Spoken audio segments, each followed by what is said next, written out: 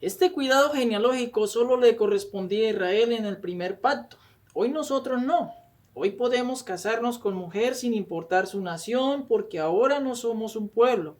Porque no existe un pacto con un solo pueblo, sino como dice la Biblia en la profecía de las 70 semanas, que se hará pacto con los muchos. Porque ahora existe el pacto con los muchos, con todas las naciones, con toda tribu de la tierra. Por eso Apocalipsis capítulo 7, versículo 9 dice: Después de esto, miré y he aquí una gran multitud, la cual nadie podía contar, de todas naciones y tribus y pueblos y lenguas que estaban delante del trono y en la presencia del Cordero, vestidos de ropas blancas y con palmas en las manos. Ahora algunos dirán, eso no es verdad, porque Pablo dice, no nos unáis en yugo desigual con los incrédulos. Pero lo que Pablo dice aquí no es un mandamiento, sino es un consejo para la iglesia de los Corintios. En una situación que se presentó en la iglesia de los Corintios, cuando una persona tiene conocimiento y camina en los mandatos del reino de Dios, debe cuidar esa fe. Es un principio de fe, porque debe entender de que si se casa o se une a alguien que no tenga su misma fe, como por ejemplo un ateo o un agnóstico, va a oponerse a la fe del otro en un enfrentamiento. Por eso una persona que ya tiene conocimiento en la palabra de Dios y no se ha casado debe cuidar este consejo que Pablo nos está diciendo en la carta a los Corintios capítulo 7. Volviendo a Malaquías, ¿acaso se equivocaron Esdras y Nehemías? Sin embargo, sea que Esdras y Nehemías se equivocaran y llevaran este caso a un extremo, porque como dice Malaquías, no se deben separar por ya vivir muchos años. Pero esa decisión la tomó Secanías, mas no Dios, pensando en que Secanías, Esdras y Nehemías hicieran lo correcto. Pero esto posteriormente, hombres de Israel, sin vergüenzas, tomaron esto para decir luego, yo también me separo de mi esposa, y puede ser cualquiera de los dos escenarios. Aunque no hay referencia bíblica suficiente, Malaquías dice que Jehová se opone al divorcio, aborrece al divorcio, pero no era necesario expulsar a las mujeres y a los hijos desde este punto de vista. Y no estoy diciendo en que lo hicieron bien o mal, no. Solo estamos viendo los dos escenarios para ver algo.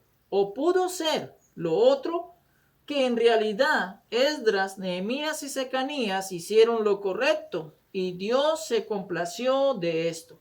Pero posteriormente sacerdotes y hombres de Israel, sin vergüenzas, dijeron, yo también me apego de esto y me separo, y es difícil en decir quién se equivocó y quién no. Pero este escenario debe enseñarnos algo. En el fervor hacia Dios incontrolado, el celo hacia Dios que yo no puedo controlar se puede ver mal direccionado y puede llegar a ser un fanatismo religioso. Es muy común en las iglesias convencionales en que los creyentes estén a menudo en eso, que le llaman consejería, donde cuentan todo lo que sucedió entre ellos, hasta cosas íntimas, y el pastor se entera de los creyentes, y eso no debe ser así, porque le preguntan al pastor, ¿qué debo hacer? El pastor le dirá, usted lo ama, y si ya no es así, sepárese. Porque el matrimonio se basa en el amor, en la lealtad, en el acto recíproco de ser fiel el uno con el otro. Pero si ya no lo es, pues sepárese. Pero se van a otras iglesias donde el pastor les dice, no, no se separen porque Jehová aborrece el divorcio y no es bíblico. Si usted se divorcia, no se puede volver a casar. Y le dicen, mejor haga unos retiros espirituales, unos ayunos, unos seminarios de pareja y ahí se la pasan. Pero esto no debe ser así. Yo como pastor fui llamado a predicar el evangelio, a enseñar el evangelio, y si una persona que recibe la enseñanza de la palabra no puede tratar a su esposa como lo dice la Biblia, como lo dice en la carta de Pedro, como a vaso más frágil, sino que en vez de eso la golpea y la ultraja, muy obviamente esa persona necesita un consejo de reprensión. Y si una mujer que ya entendió que el varón es la cabeza y que debe respetarlo en todas las áreas, y si no puede respetarlo, pues mejor debe separarse, porque el pacto y el acuerdo ya se quebrantó. Porque en un sentido espiritual, aunque Dios aborrece el divorcio, Dios también se divorció de una nación, porque en las profecías bíblicas Israel como nación fue su esposa, pero su esposa fornicó y adulteró, y Dios se separa y busca a otra nación y se esposó con otra nación, y por eso somos la esposa del Cordero. Ahora no es para decir que como Dios se divorció, también nosotros lo hagamos, y me caso y me separo, y así no funciona.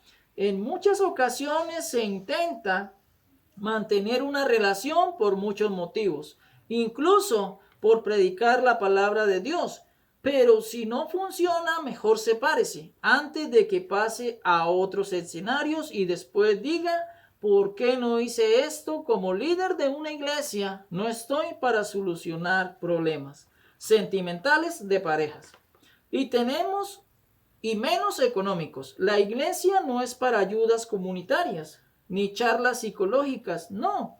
Dios no me llamó para eso, ni Pablo ni Pedro se dedicaron a eso. Si Pedro hizo un comedor comunitario, fue porque pensó que el Señor vendría pronto, y no fue así. Y si Pablo dijo que se debía ayudar a las viudas, fue porque a Pablo se le recomendó en el concilio de Jerusalén estar pendientes del prójimo. Pero eso no es la función fundamental. Ahora, eso no quiere decir en que no debamos ayudar a otro, sino debemos ser equilibrados en que fuimos llamados a predicar el reino de Dios, el cual tiene la solución para esta imperfección, y no yo, porque cada uno tenemos nuestras dificultades. En el Evangelio de Lucas, capítulo 12, versículo 13, le dijo uno de la multitud: Maestro, di a mi hermano que parta conmigo la herencia. Versículo 14. Mas Jesús le dijo: Hombre, ¿quién me ha puesto sobre vosotros como juez o partidor? Aquí hay dos términos. Uno, juez. Es el que decide cómo se debe solucionar las diferencias, quien da una sentencia, ya sea culpable o no. Y la segunda es repartidor. Yo no puedo hacer eso porque Dios no me puso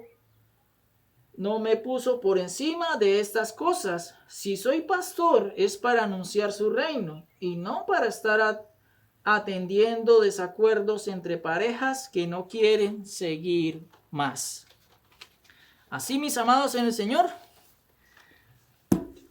hemos visto el contexto del libro profético de Malaquías. Que la palabra de Dios corra y sea glorificada.